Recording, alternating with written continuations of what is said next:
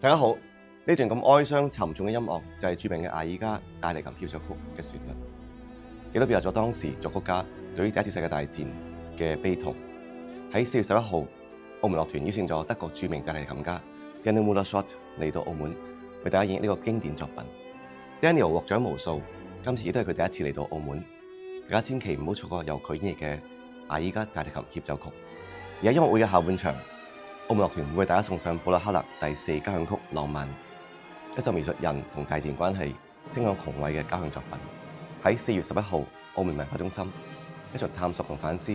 人類同戰爭、大自然關係嘅音樂會。4月11號，澳門文化中心見。